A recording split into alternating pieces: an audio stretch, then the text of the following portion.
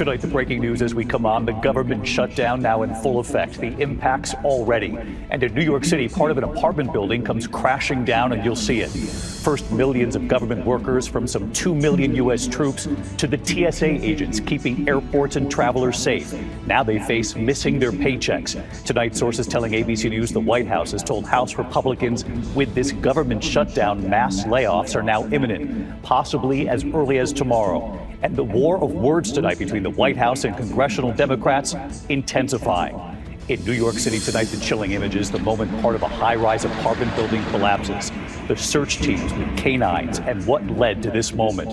Homes into the ocean with Hurricane Imelda off the East Coast. The damage tonight and what authorities are now warning of up and down the coast. The horrific images coming in tonight, the urgent search for survivors after a deadly earthquake.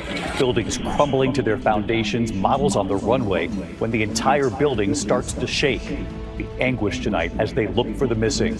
Back in the U.S., an arrest warrant tonight for a well-known actor wanted in an animal cruelty investigation. Neighbors say his dogs have repeatedly been a problem. And now police tonight say his large dogs have killed a neighbor's dog.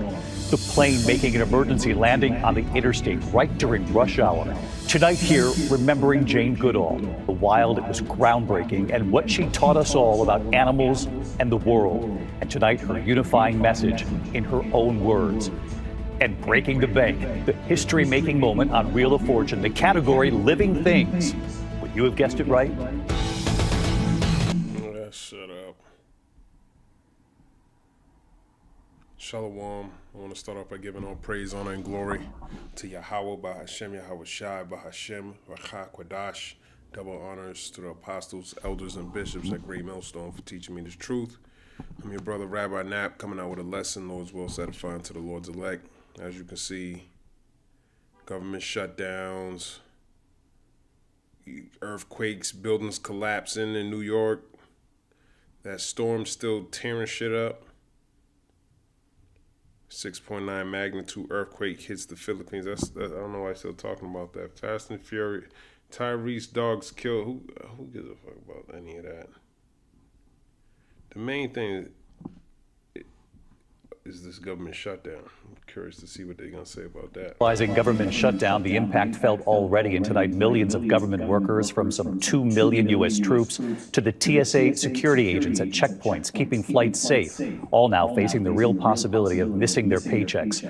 At the White House today, Vice President J.D. Vance in the briefing room blaming Democrats and warning mass layoffs could be coming. Sources telling ABC News tonight that those layoffs could come as early as tomorrow. Tonight, Democrats demanding Medicaid cuts be restored and that health care subsidies be extended to keep millions of Americans from seeing their premiums go up.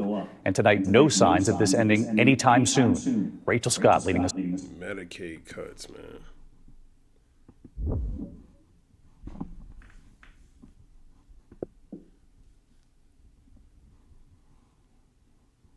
Yeah, people gonna get hurt, man. As a matter of fact, there was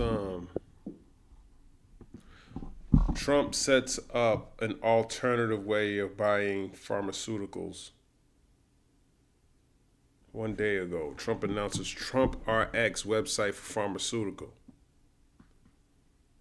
Is he gonna let me read it?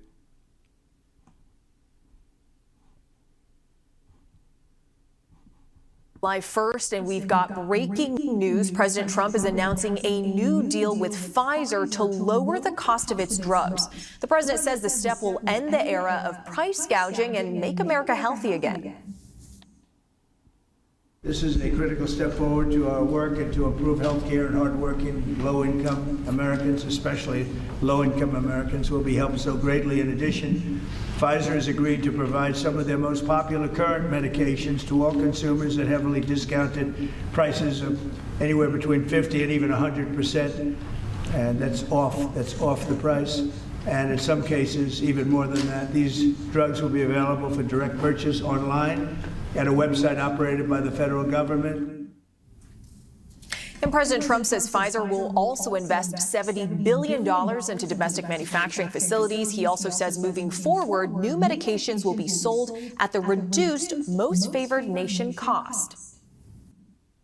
So clearly, this government shutdown benefits Pfizer. Okay, if they're not putting money into Medicaid and that money goes into Pfizer, then your medication is gonna be made by Pfizer. You know, so this place is done, man. If you trust that, you know, if you trust that, and you already know, I don't want to say too much. If you know, you know. If you don't, you need to do some research. I mean, unless you just live underneath a rock. Okay. He was talking about, he was giving people the website Trumprx. Here it is. I don't even want to say too much, man. I don't want to say too much on that, but I want to trust a duck when it comes to your health.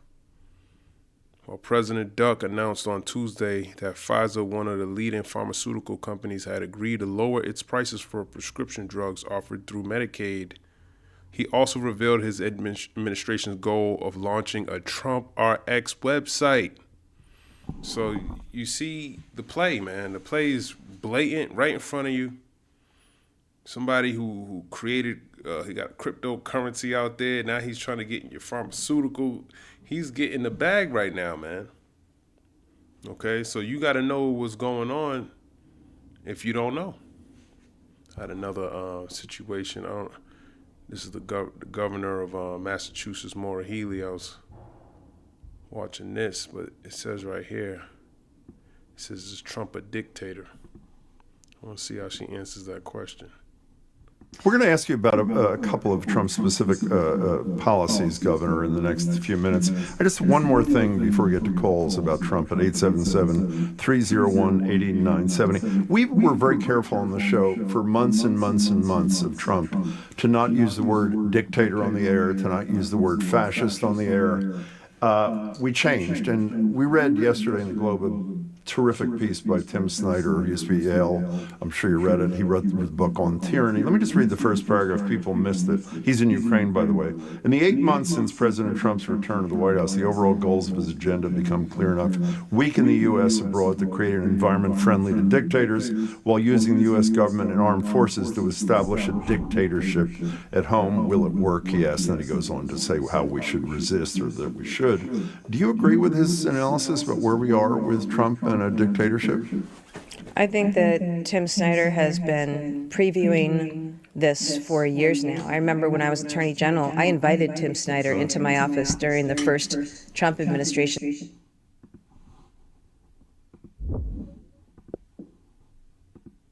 Who is Tim Snyder?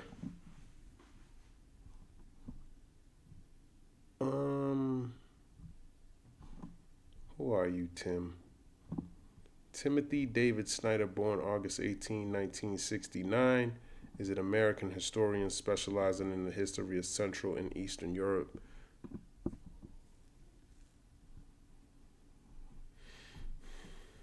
And the Soviet Union and the Holocaust. He holds the inaugural chair in modern European history, supported by the Temetry Endowment of Ukrainian Studies at the Munk School of Global Affairs and Public Policy at the University of Toronto. From 2017 to 2025, he was also Richard C. Levin Professor of History at Yale University. He is a permanent fellow at the Institute for Human Sciences in Vienna. Snyder serves on the Committee on Conscience of the United States Holocaust Memorial Museum and is a member of the Council on Foreign Relations. Snyder has written many books, including Bloodlands, Europe Between Hitler and Stalin. Is a 2010 book by Yale historian Timothy Snyder. That looks actually good. Europe Between Hitler and Stalin. On tyranny, 20 lessons from the 20th century. So it sounds like he knows about dictatorships and tyranny if he's a high level, especially endowment for Ukrainian studies. He knows everything that's going on. He's an American historian. It says something about Yale University. The road to unfreedom. Russia, Europe, America is a 2018 book by Timothy Snyder. In it, Snyder explores Russian attempts to influence Western democracies and the influences of philosopher Ivan Ilyin on Russian President Vladimir Putin and the Russian Federation in general. And our malady, Lessons in Liberty from a Hospital Diary, is a 2020 book. In it, Snyder explores the problems faced by the medical care in the United States. So you probably know, I probably need to start looking him up. See what he's talking about. Several of these have been described as bestsellers. Those are some hot topics he's talking about. And she even invited him to come over and talk to her colleagues. So she probably knows what's going on. You know, a lot of people don't have the time or to really study the history of everything that goes on. You can Google a lot of stuff, but when that's your occupation, that's what you're studying, that's who you should seek advice from. Okay? That's who you should, that's where you get, you know, if you want to learn about European studies, hey man, Esau probably know what he's talking about. To talk to my team about what we might see, what we might anticipate. And, you know, I was very fortunate that we had that briefing. And as you know, we filed a number of lawsuits to stop bad things from happening out of the Trump administration. So I think that Tim Snyder is pointing out I mean, how else do you describe the silencing of law firms and companies and universities and the way he silenced law firms? Stuck, man. Did Donald Trump silence law firms? Former President Donald Duck has been accused of attempting to silence law firms by retaliating against those that have represented his opponents, employed former prosecutors who investigated him, or adopted diversity and inclusion policies. In 2025, his administration took actions against specific firms, including issuing executive orders that banned them from federal contracts and restricted lawyers' access to federal buildings and security clearances. That's Duck. That's the Duck, man. That's the Duck. Everyone who came up against him. He set all these unrighteous decrees. Isaiah 10:1, woe unto them that decree unrighteous decrees and that write grievousness which they have prescribed. So clearly there's a conflict of interest, and he's setting anything that has to do with him and investigating me. Nah, you can't go and to work in these other buildings, man. You know too much. But, you know, as a king, you're supposed to do shit like that. You're supposed to have your enemies be all close to you and friendly. What you think this is, man? Isaiah 10:1, a declaration of woe upon those who establish unjust laws and issue oppressive decrees, aiming to deprive the poor of their rights and oppress the vulnerable for personal gain. And he was convicted on all charges, but none of that shit matters, man. It really don't even matter. Because at the end of the day, you still gonna come through with all these more. You got more unrighteous. He got way more unrighteous decrees. The shit that he's been signing right now ain't nothing compared to what the Lord is saying he gonna bring about. Okay, draconian laws, man. What are draconian laws? Draconian laws are extremely harsh and severe legal measures or rules, a term derived from the ancient Athenian lawmaker Draco, who was known for his exceptionally strict laws. These laws are characterized by their unreasonableness, with punishments often being excessive for the offenses committed, leading to the word draconian being used to describe any overly repressive legislation or government policy. And you don't think he's going to do that? Of course he's going to do that. Why wouldn't he? I would do it if I was an Edomite. Hell yeah, I'll turn this bitch upside down. Revelation 13:11. And I beheld another beast coming up out of the earth, and he had two horns like a lamb, and he spake as a dragon. And it's talking about it's talking about the beast represents Esau's system. Okay, the Roman system. That's the another beast. It's the same beast as the first beast, but just revitalized. Okay. And he had two horns like a lamb, just like Rome. It had the plebeians and the patricians, something like that. Patricians. Like a lamb, and he spake as a dragon. And that word dragon goes into Draco. A Dracon.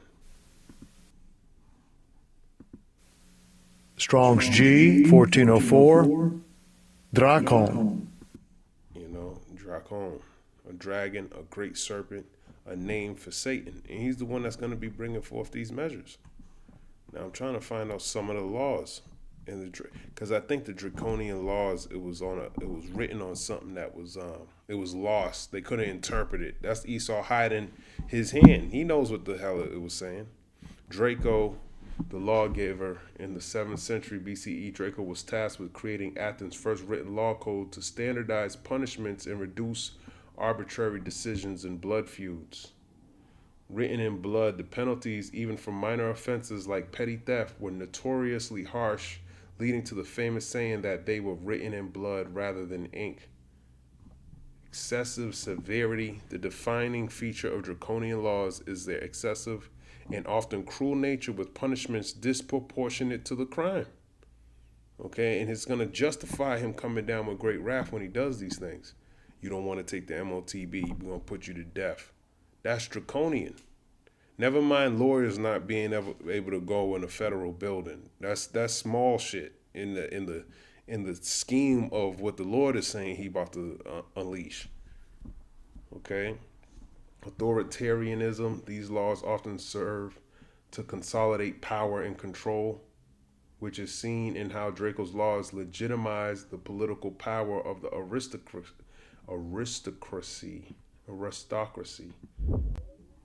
Aristocracy is a form of government and social system where a small class of elites, known as the aristocrats or the nobility, holds power typically through the hereditary status and significant social and economic advantages. And who runs the whole world? Esau, Edom, Job 9:24. The term originated from the Greek for rule of the best, was initially conceived as rule by the most morally and intellectually superior citizens, but evolved to describe a hereditary ruling class with inherited wealth, titles, and influence. While historically a powerful political and social force, the influence of traditional aristocracy has diminished, though wealthy individuals and families often continue to exert significant power in modern societies. And that's Esau, Edom doing these things. Repression, what's this word mean? The term also applies to modern laws or policies that are overly restrictive or repressive, even if not tied to Draco. It's not tied yet. Let's look at this word, repressive. Repressive, especially of a social or political system, inhibiting or restraining the freedom of a person or group of people. Okay, so that's what he's doing. He's already prohibiting things. He just passed a law yesterday. He was going to send troops into your streets so they could trade. That's the beginning of it all. People may refer to a business's new strict rules as draconian. A government's severe immigration or drug laws could be described as draconian if they are viewed as excessively harsh. Yeah, I'm going to send you to a terrorist jail in a foreign country. That's a little harsh, man. That's not super harsh, given the fact that you're not supposed to be selling drugs. Hey, you get put to death under the laws of being a witch. In our system, you might consider that to be draconian. That's actually less than what the Lord would do to you for selling drugs, man. As a matter of fact, let's grab that. Lord he's worse. He's not worse, but he'll get your ass, man. Actually,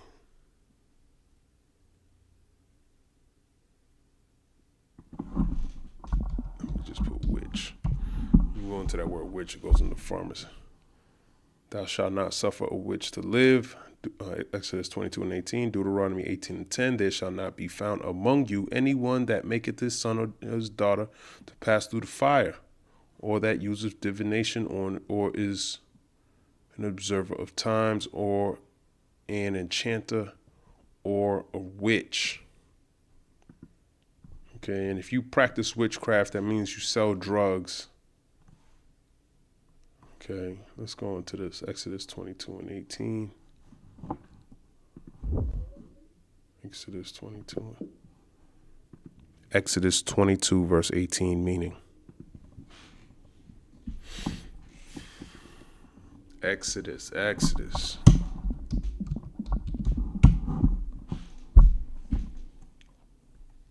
Witchcraft refers to sorcery, enchantments, magic, and occult practices that sought to manipulate spiritual powers apart from the Most High.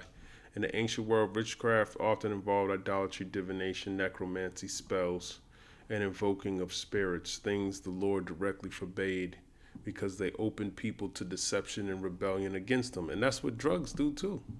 Allowing witches to live would corrupt Israel with false practices, leading people away from the worship of the Most High. Thus, the punishment was death, showing how serious God viewed spiritual corruption in his holy nation.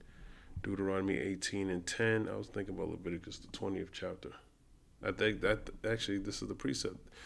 Leviticus 20:6. The soul that turneth after such as have familiar spirits and after wizards, I will even set my face against that soul. No, this is something else in Leviticus 20 I'm looking for. Leviticus 20, and it's like towards the end. I think it's Leviticus 20. And 27. A man also or woman that have a familiar spirit. What's a familiar spirit?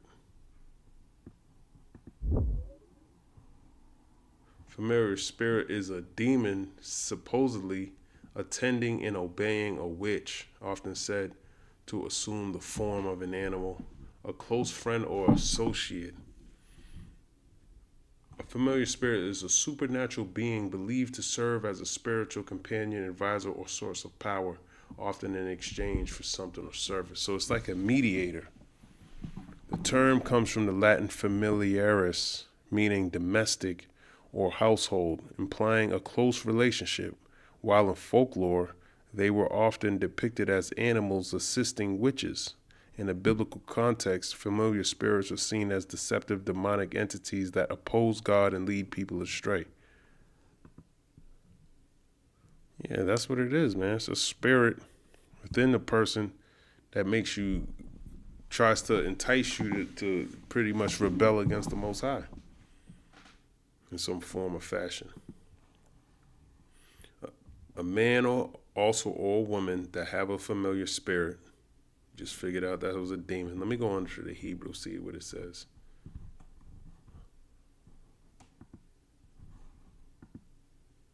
Strong's H178. Ove. I don't know if he's saying that right. Let me see. It's ba.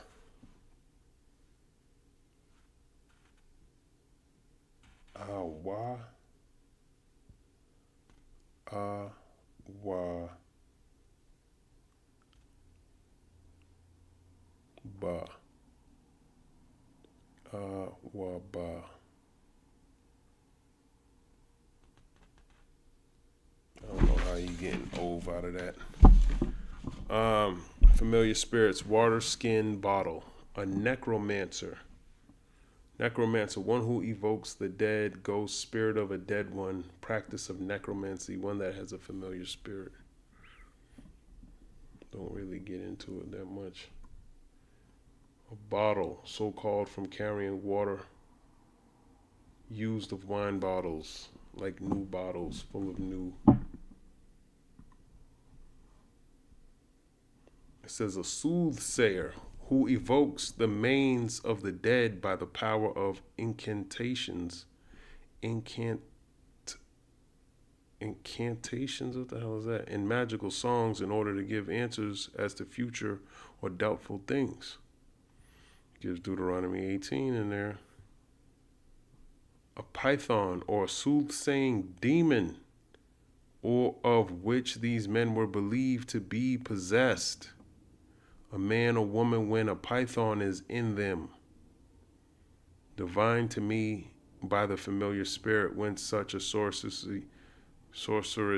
is called a woman in whom is a soothsaying demon.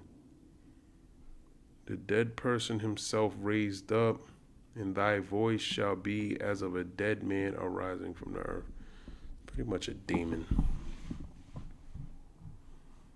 A soothsaying demon.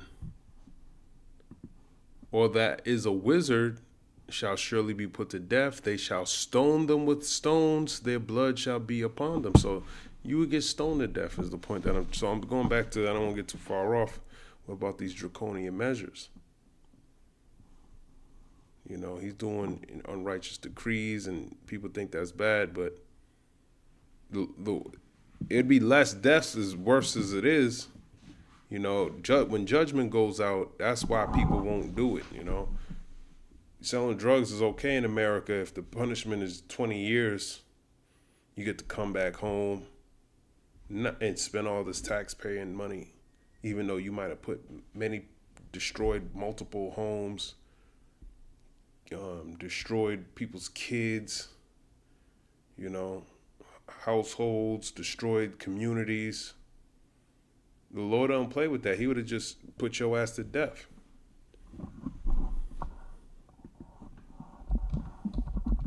You know, and if you could see all the things you've done by selling drugs and all of that, you would have to agree with the Lord. Yeah, you're right.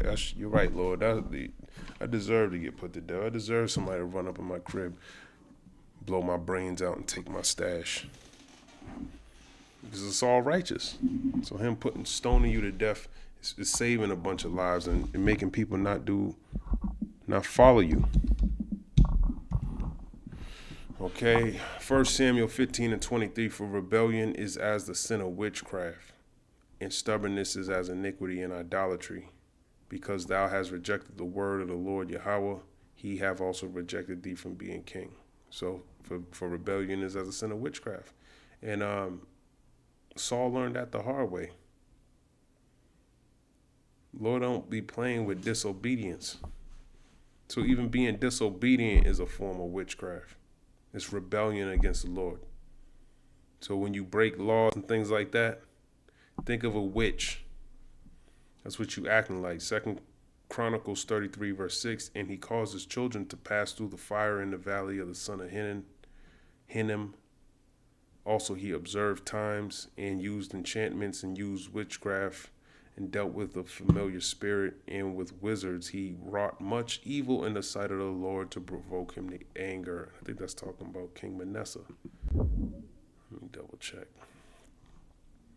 2 Chronicles 33:6 describes some of the heinous sins committed by King Manasseh of Judah, detailing his practice of idolatry and occult activities that defied God. Child sacrifice, sorcery, and divination provoke God's anger. In context, this verse is part of a larger account of Manasseh's wicked reign. He began his rule at a young age and undid all the godly reforms of his father Hezekiah. However, the chapter goes on to describe Manasseh's later repentance after he was taken captive by the Assyrians. His story is often cited as a powerful illustration of God's forgiveness for those who sincerely repented. Even though he repented, the Lord still punished Israel, man. Because your wickedness, even just like King David, he repented. You know, he was remorseful for what he did, but that sword still went through his family. He still had to. The Lord ain't. He ain't just letting shit slide, man. Galatians 5:20.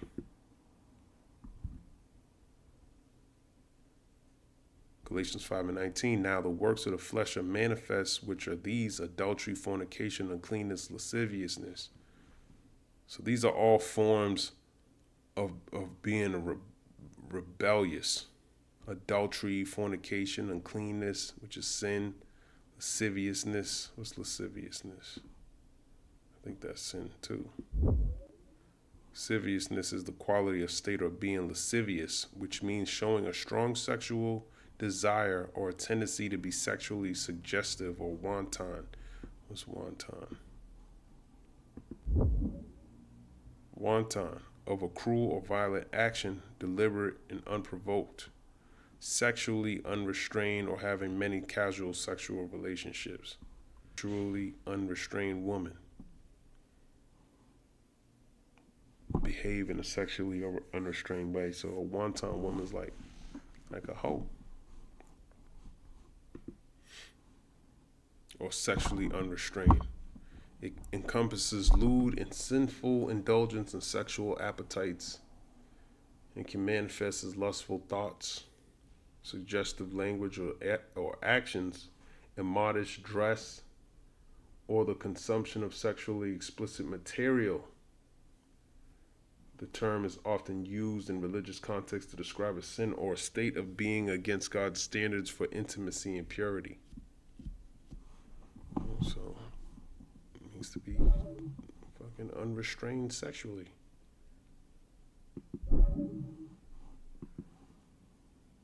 And what does uncleanness mean?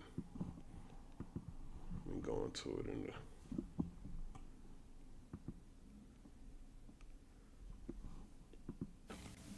Strong's G 167, akatharsia, akatharsia. In a moral sense, the impurity of lustful, luxurious, profligate living, or of impure motives. In a moral sense, uncleanness, of impurity of lustful, luxurious, profligate. What does this mean? What is profligate living? Profligate living describes a lifestyle of reckless extravagance, wastefulness, and self-indulgent behavior, often involving excessive spending and a lack of self-control. It can also encompass moral looseness, a rejection of restraint, and a focus on sensual pleasure with little thought for future consequences. Extravagant spending, reckless behavior, self-indulgence, moral decay, wastefulness, go all into uncleanness.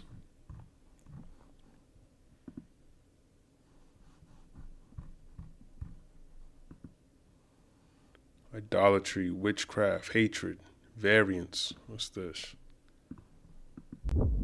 Variance in statistics is a measure of data dispersion, indicating variance, Bible definition.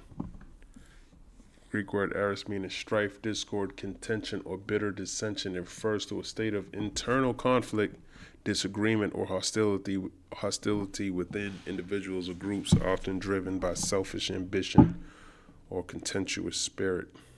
Variance is listed as a work of the flesh and stands in the opposition to the unity and peace that Christians are called to have. Christians meaning Israelites, or the believers. Emulations, wrath, strife, seditions, heresies. The point is witchcraft. He's doing the same thing. He's just trying to corner the market. Pharmakia, sorcery, MAGA means witchcraft. Okay, the use of administrating of drugs, poisoning. I wonder why he wants to work with who he wants to work with, man. So this is the time, man, we need to really be studying and looking for all preventative measures, you know. It's just crazy, man. You start looking at, especially a big part of America suffering from diabetes, and a lot of people have undiagnosed diabetes. You know, they eat like you about to get diabetes, man. Now you can get 50% off on your. That's why he shut off the government. It sounds like it benefits him to have the government shut down more so. He blamed it on the Democrats, but it sounds like it benefits you. You already got things in place. Well, look at that. We don't. He's telling people no, fire them before it even starts.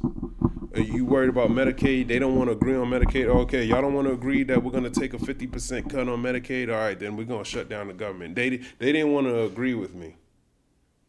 Okay. But if you need an alternative because they didn't want to agree with me, you can talk to my man over here. Go to Trumprx.website.com. You get 50% off. Just type in my QR code. It's come on, man. That's why it's important that you look into these things, man, so you can make a spiritual discern decision, through the Spirit. Because most of this stuff, even your food is defiled, but there's a way of life that you could be preventing yourself from what's ahead of us. Because if what's ahead of you is that, I can imagine what they're going to give your ass. Sorcery, magical arts, often found in connection with idolatry and fostered by it.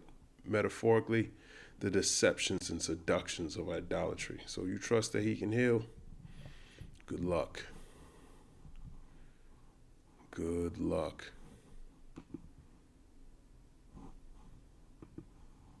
Of course, I gotta grab it. Job 13,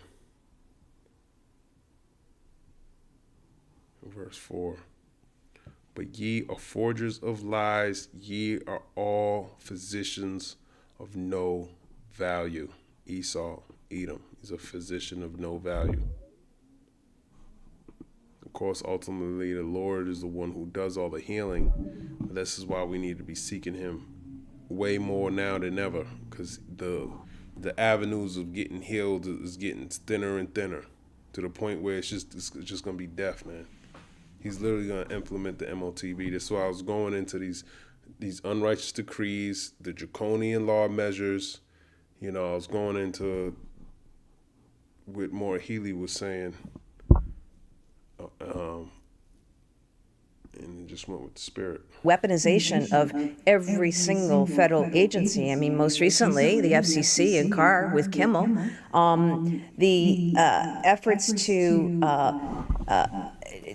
continue to find ways to put down and marginalize and attempt to weaken by threats, by DOJ investigations, by regulatory actions, anybody who stands in his way or anybody who seems to be a threat or anybody who pushes back. Look at the political theater that's happening with the National Guard in places.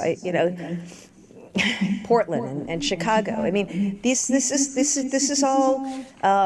It's destructive. I think so much of it. I mean, most recently around free speech, it's un-American, and people need to understand what's going on. And that's right, man. I agree, but it's not just him. It's biblical. It's happening. This place is done. Get your mind right. The Lord's coming. Isaiah 19:2, and I will set Egyptians against the Egyptian. Man, let's start at the top. Isaiah 19:1, the burden of Egypt. Let's look at that. The burden is this word, man. It's the Lord. It's these prophecies. It's the prophets. It's ultimately the prophecies that the Lord ordained for this place. Destruction. Let's look into this word burden. Song, prophecy. Okay. Load bearing tribute. Massa, meaning burden. Okay. Prophecy.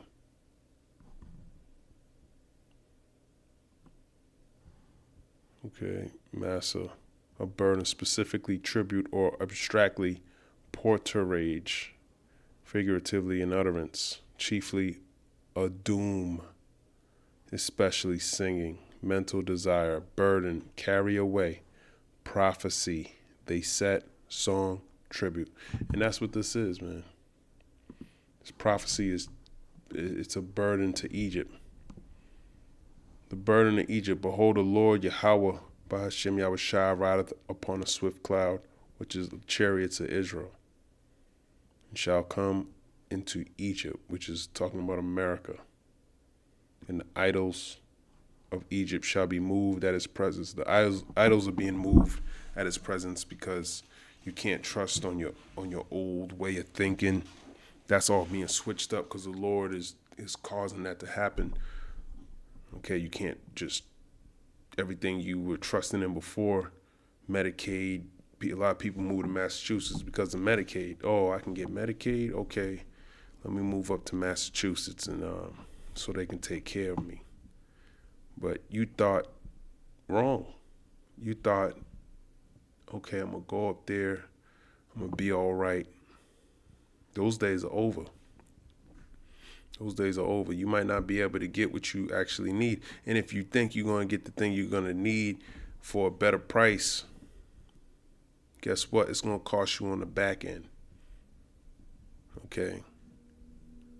And the heart of Egypt shall melt in the midst of it. And your heart, your mind, let's see with that word. In the heart, labab, let's look at that. Goes into understanding, mind, your soul, heart of man. Okay. Determination of will. Yeah, your determination of will shall melt.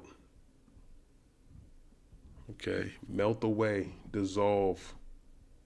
You know, you thought something was you're gonna prosper in some area coming up here, have a better life.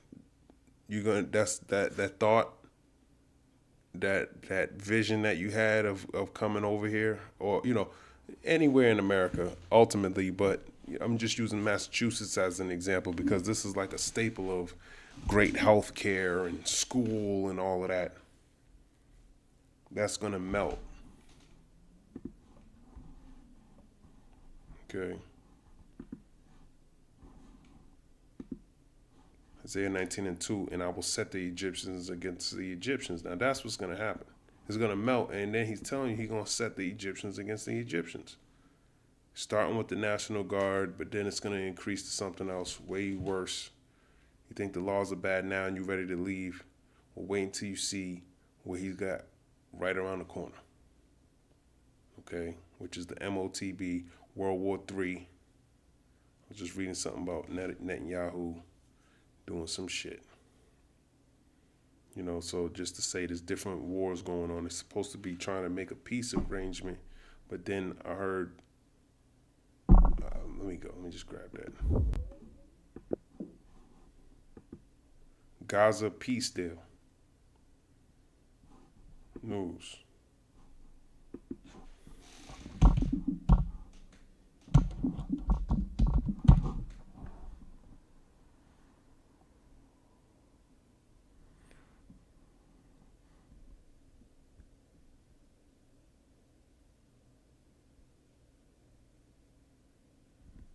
So it says Trump gives Hamas peace deal deadline as the key allies, including Qatar, urge it to accept. Trump's peace deal could end the war in Gaza or Netanyahu's career. So I do think, like I said, he's going to do something that's everyone's going to deem as some form of peace, but it's all it's fake. It's fake. And then that sudden destruction. So there's a lot of things on the table that we're starting to see. And speak out against it. I mean, all the while, driving away our allies. We've got now China and India and Russia now all working together, right? We've had this fracturing. It's embarrassment. The UN speech last week, and it's embarrassment. Yeah, the UN speech, they just left. They just left if you don't know what happened there, man. They walked out as soon as not a Jew started talking. Make thee small among the heathen. He's greatly despised in the world. Making these other nations want to click up together and fulfill prophecy. and they shall fight everyone against his brother. So this is talking about civil unrest, civil war, people not going for it. And everyone against his neighbor, city against city, and kingdom against kingdom. And she's the head of a whole state. She the governor. She like the president of this area over here. And she's saying she ain't even aligned with what's going on. And the spirit of Egypt shall fail in the midst thereof, and I will destroy the counsel thereof, and they shall seek to the idols and to the charmers and to them that have familiar spirits and to the wizards. And we know what happens to them. You're gonna be seeking your idols, and you're gonna be seeking false gods, people that can't help or save you. Ultimately, if you don't have the Lord, you're gonna be destroyed too.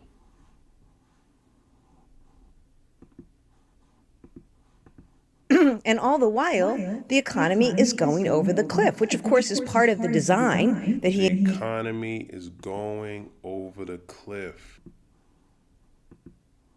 Zephaniah, the 1st chapter.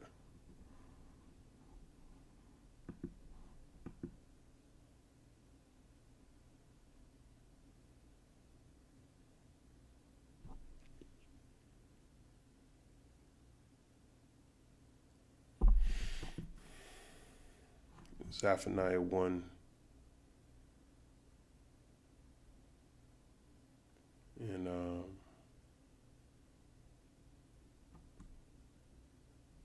you kind of got to start at the top, but I'm going to get to the point.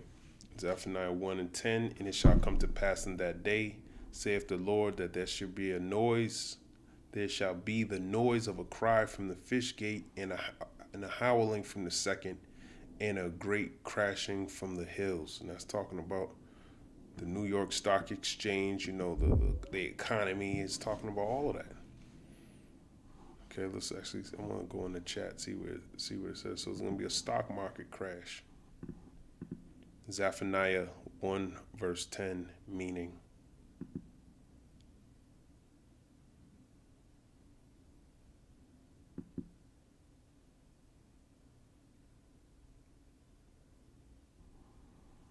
In that day refers, let me see, this verse is part of Zephaniah's prophecy of the day of the Lord's judgment upon Judah and Jerusalem. Now it's talking about Judah, the northern and southern kingdom as a whole, Israelites, the whole 12 tribes.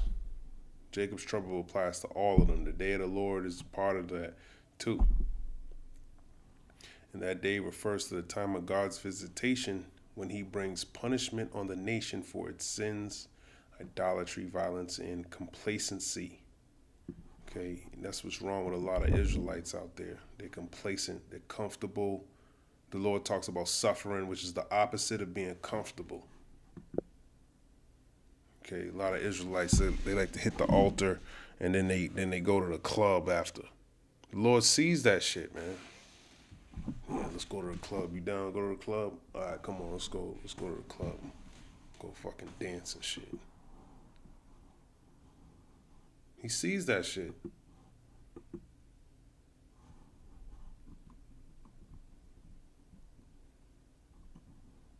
Zechariah chapter. Oh, Slovakia.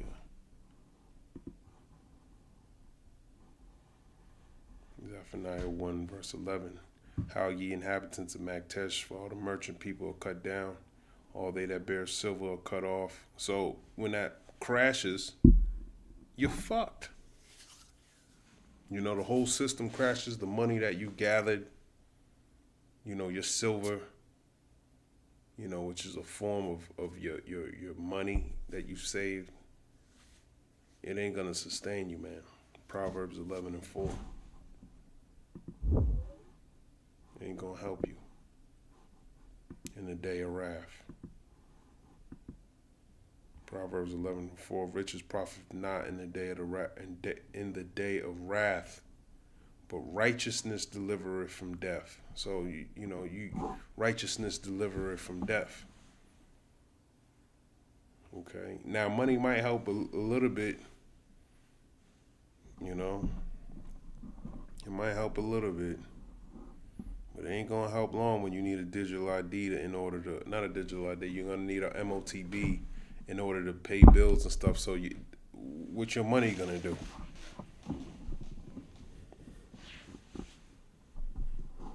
Everything's gonna be recorded. I don't know why that gets Zechariah. I think I was thinking Zephaniah. Zephaniah 1 verse 12, and it shall come to pass at that time that I will search Jerusalem with candles and punish the men that are settled on their lees. That say in their heart, the Lord Yahweh will not do good, neither will he do evil. And this is the doctrine of Christianity. God loves everybody. That's pretty much what it's saying. The Lord will not do good, neither will he do evil. He just loves everybody. Jesus loves. Well, you're going to love this stock market crash when your ass is eating dirt patties. Okay? You're going to love it. Therefore, the good shall become a booty, and their houses a desolation. Yeah, you got a house. All houses in America are going to be destroyed. So was that a good investment? If you're going to lose it, they shall also build houses, but not inhabit them, and they shall plant vineyards, but not drink the wine thereof. Ooh, so Deuteronomy, the 20th chapter, have you built a vineyard? Well, guess what? You're not even going to be able to go home and drink thereof, because guess what? It's not going to be, it's going to be a booty. Okay? They're going to take your shit. Okay? So you settled on your lease. Let's look at that. Just like a Moabite. Let's get that scripture. Actually, let me go over here. Moab was settled on his lease.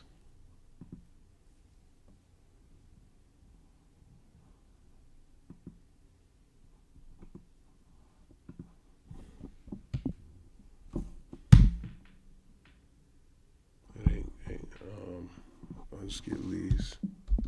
You ain't been, Jeremiah 48 and 11. Moab have been at ease from his youth. And that's a lot of y'all are. You've been at ease from your youth. You ain't never had to go through anything really.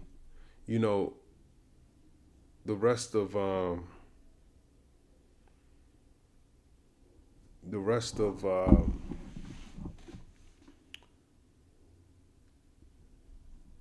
world, you know, these foreign countries and stuff. Look at the type of things they got to go through. Look at Gaza. As imagine you a kid over there, man. You think they settle on their leaves? That's how really fucked up this world actually is. That's how unfair this world actually is. That's the truth right there. What's going on? People dying, and that's what's gonna happen all over the place. You know, you settle at your youth. You know, the scriptures tell you that. You know, you want to seek the Lord in the days of your youth. And he have settled on his lees and have not been emptied from vessel to vessel. Like you ain't been disturbed. You're comfortable. You ain't moving. You're not in haste for the Lord. You're just settled. You know, there's no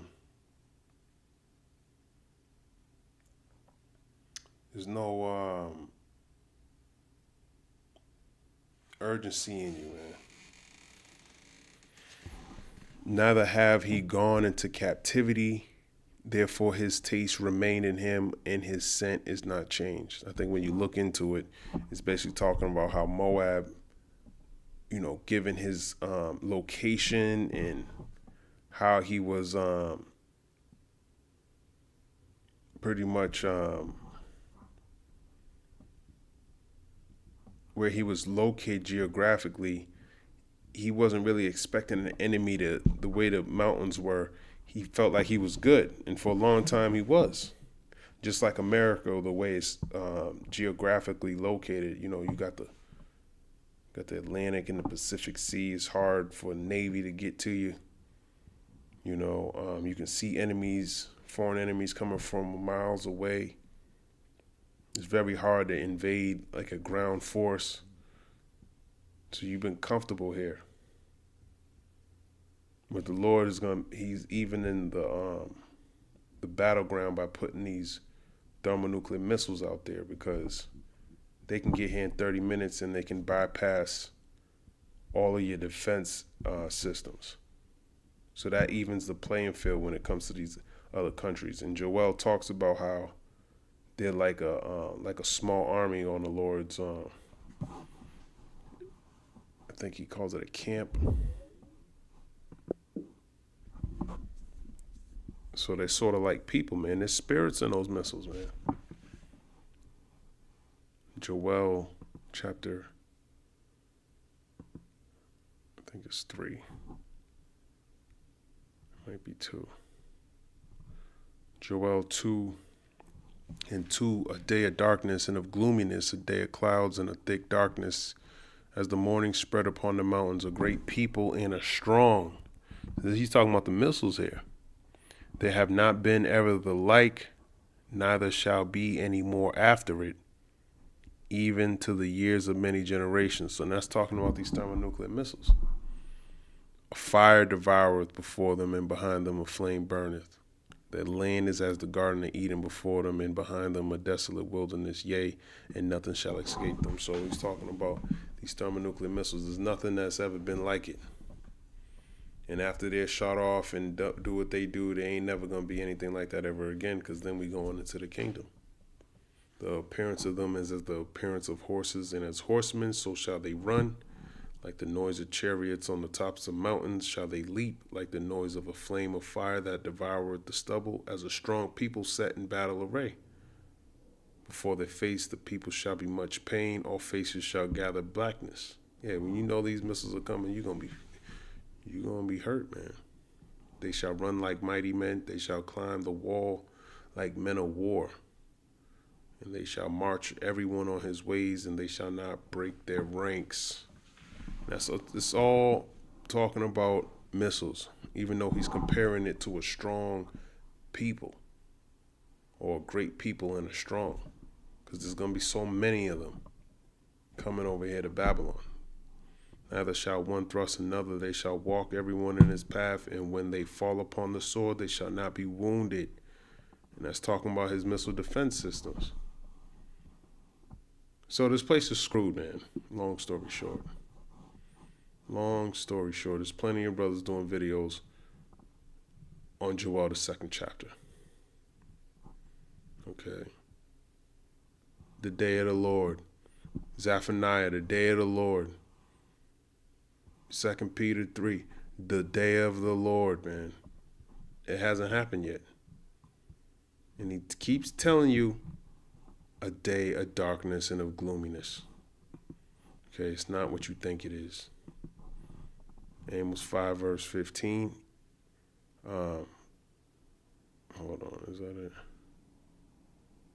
No. Amos 5, verse, I'll start at 15. Hate the evil and love the good, and establish judgment in the gate. It may be that the Lord God of hosts will be gracious unto the remnant of Joseph, which are the elect. Therefore the Lord Yahweh, the God of hosts, the Lord, the God of armies, the Lord saith thus, wailing shall be in all streets, and they shall say in all the highways, alas, alas, and they shall call the husbandmen to mourning, and such as are skillful of lamentation to wailing. And in all vineyards shall be wailing, for I will pass through thee, saith the Lord. Woe unto you that desire the day of the Lord. To what end is it for you? The day of the Lord is darkness and not light, as if a man did flee from a lion and a bear met him, or went into the house and leaned his hand on the wall and a serpent bit him. Shall not the day of the Lord be darkness and not light, even very dark, and no brightness in it? So he's trying to, he's making it clear he's not talking about you getting any type of love unless you're the elect. It says the remnant of Joseph, but it applies to all Israel. Okay. It says, it may be that the Lord God of hosts will be gracious unto the remnant of Joseph. Okay. Now that it applies to the northern kingdom, because Amos was prophesying to the northern kingdom. But at the same time, we understand that this applies to all the elect. The remnant of Joseph, the remnant of Judah, Israel, whatever you want to call it. That's the elect. And that's what she's talking about, going into all these unrighteous decrees, everything that's going on. He engages in is the distraction, and we're going to send the guard here so you're not going to pay attention to the fact that we've got inflation still, we've got tariffs, we've got nothing in terms of lowering costs. I mean, he promised to lower costs. He's not lowered any costs, and we've got people who are increasingly hurting. Business orders have shut down. He's made life very, very difficult for people across this country, and of course he wants to distract from that. By the way, speaking of military in the cities, he said it. Salaki, I didn't mean to speed it up, but it's the same thing. You see the news.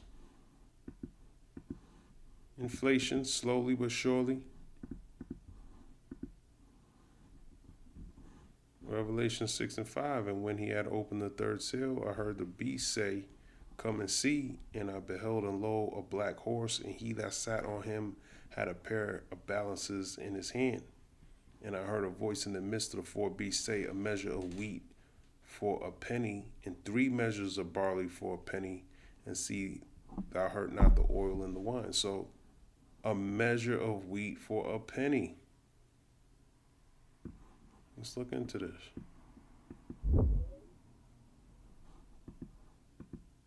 Revelation 6:6 describes a black horse rider with scales, and a voice commanding, do not harm the oil and the wine, which is this wisdom, knowledge, and understanding. It's not harmed. But according to Amos 8:11, it's going to be harmed then, because you're not going to be able to speak it.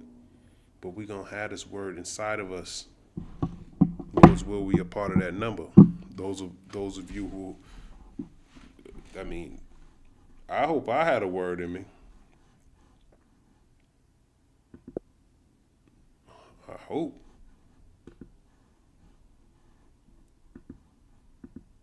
Amos 8:11. Behold, the days come, saith the Lord Yahweh, that I will send a famine in the land, not a famine of bread, even though he is going to send a famine of bread, nor a thirst for water, but of hearing the words of the Lord.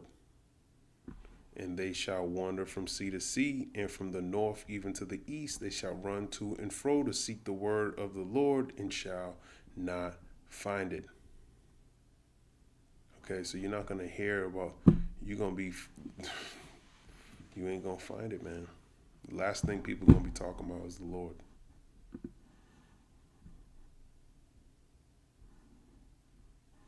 You might think, oh, who cares? You're going to care. 1 Samuel 3:1, and the child Samuel ministered unto the Lord Yahweh before Eli, and the word of the Lord was precious in those days. There was no open vision. You're not going to understand why the things that are happening in this world, man. Isaiah 24 and verse 11. There's a crying for wine in the streets. All joy is darkened. The mirth of the land is gone. Okay, so that crying for wine in the streets. Let's look at this up. Let's see if Google got it. Isaiah 24:11 describes a scene of devastation and despair where there is a crying for wine in the streets. All joy is darkened. The mirth of the land is gone. This verse illustrates the consequences of sin and rebellion, portraying a world devoid of comfort and joy due to a spiritual and physical barrenness that results from turning away from God. The cry for wine symbolizes a desperate longing for lost comforts and the distress of peoples experiencing famine and hardship. Yeah, well, the crying for wine is this wisdom. Okay, they're not going to understand why things are going the way that they are. Because you got Maura Healey giving you a carnal understanding of what's going on, but she's not giving you a physical understanding or a spiritual understanding. She's giving you a physical understanding, but not a spiritual understanding of what's going on. And that's what you're gonna be looking for, because what they're gonna tell you is gonna be more bullshit. It's not gonna make sense. Just like everything that's going on that they put mainstream, it don't make sense. Okay, so it's gonna be when you're not gonna understand why a measure of wheat for a penny. That's not gonna make sense to you. Okay.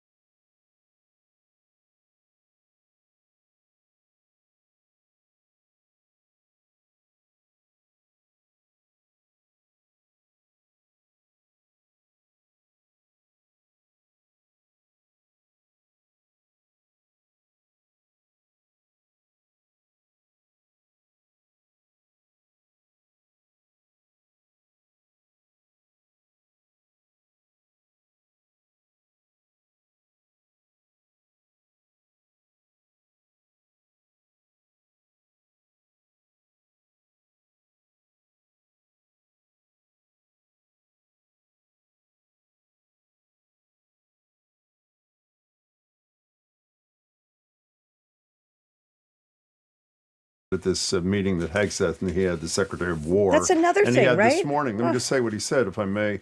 He says the U.S., quote, should use some of these dangerous cities, meaning in the U.S., as training grounds for our military. What do you think of that, Governor? Yeah, I mean, Pete Hegseth, our Secretary of War, he was a Fox News analyst. Like, the idea, and I just have so much respect.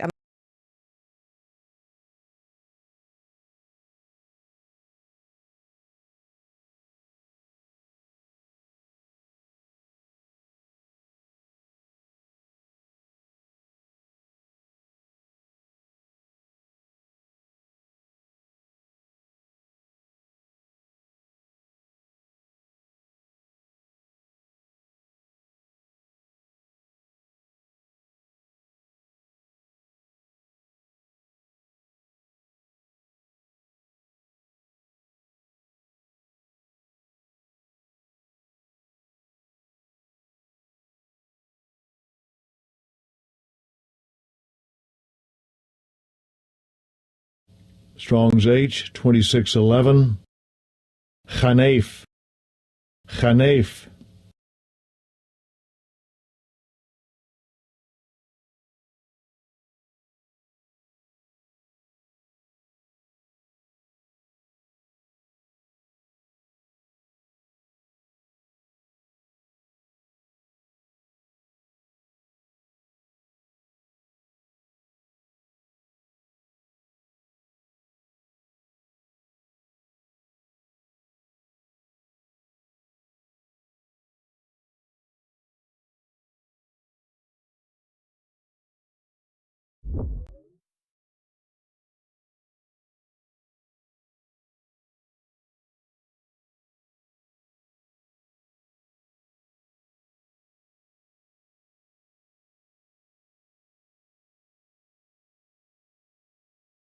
I'm from a military family. We have done a lot in the state. I'm very proud of what we've done to support military families in our state and veterans in our state. And I think about the incredible generals that have come out of Massachusetts over the last hundreds of years, and to see what's happening. I mean, the idea that you would fly all these people in who are on important assignments and critically important missions, I worry about national security as a result of these really reckless actions. And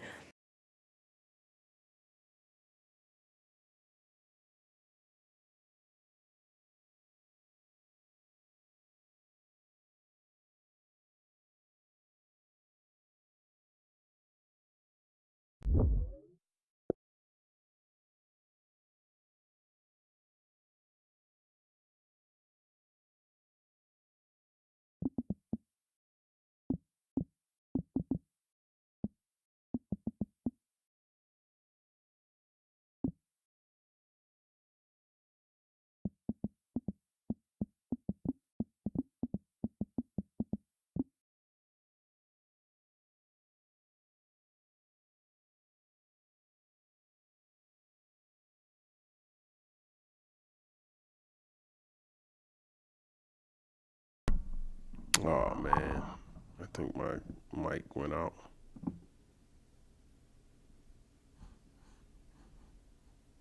My computer's messing up.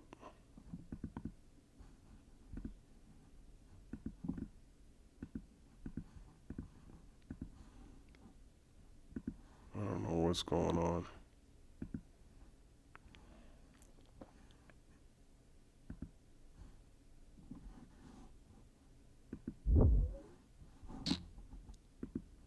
Let me finish this up. as for that particular comment, Jim, this is the kind of rhetoric and theater that I'm talking about. You know, the president or Secretary Hegseth will throw something out there to inflame, to incite, to spark a reaction, and to all the while attempt to create a distraction from a failing economy, Epstein files, you name it. That's what the MO is with all of this. And it makes it, Ooh, your tongue falling upon itself, Esau. She's saying that was a big, huge distraction, and you know what? I think you're right. I think she's right. Why wouldn't it be?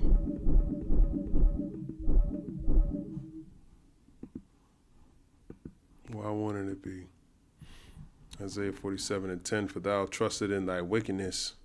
Thou hast said, none seeth me. Thy wisdom and thy knowledge, it hath perverted thee. And thou hast said in thine heart, I am, and none else beside me.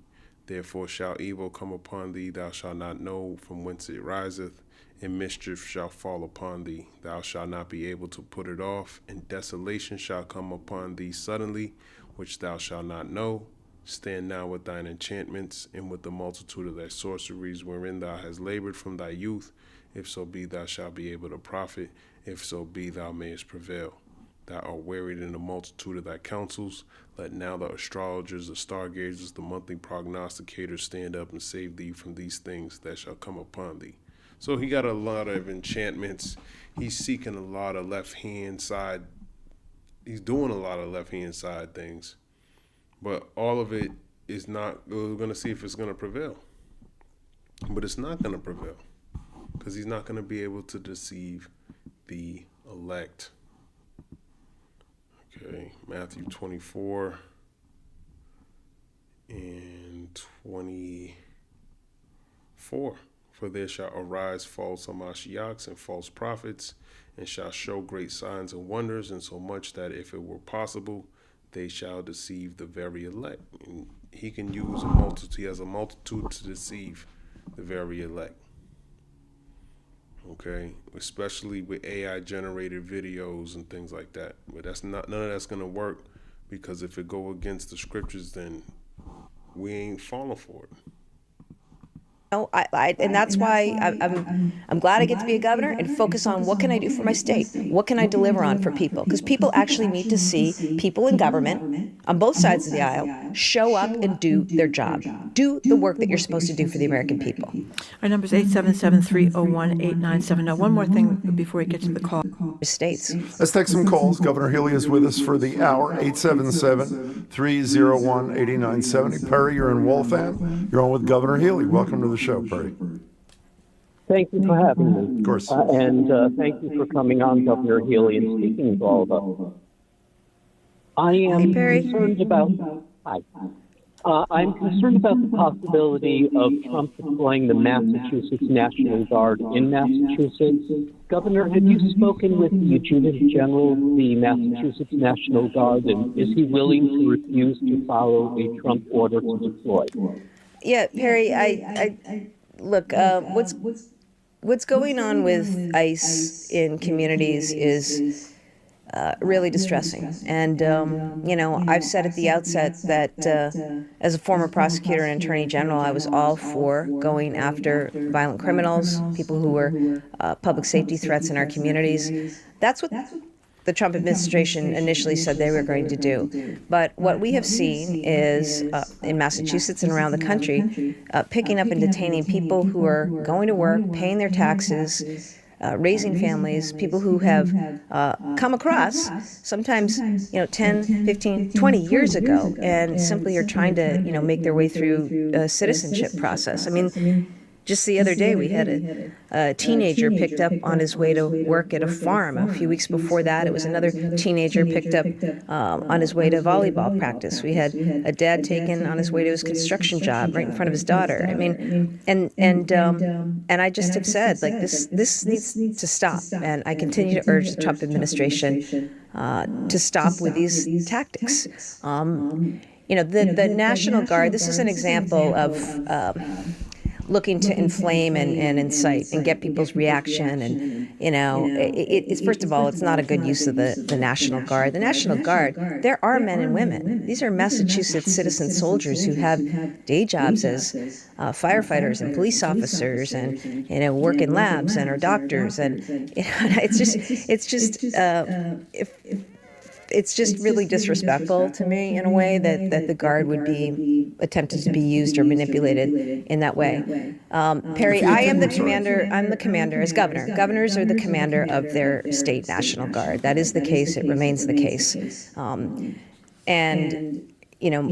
The efforts by the Trump administration to federalize state National Guard, I think, are very bad policy decisions. I think they undermine public safety, and they take away from the critical mission of the Guard. We need the Guard to be available to respond to disasters. This is hurricane season, right? We've had floods. We've seen the Guard in Massachusetts in action on a lot of fronts to help people here in our state. It's also the case that state National Guards are routinely on missions abroad, are deployed abroad, and they need to be available as citizen soldiers to do that work.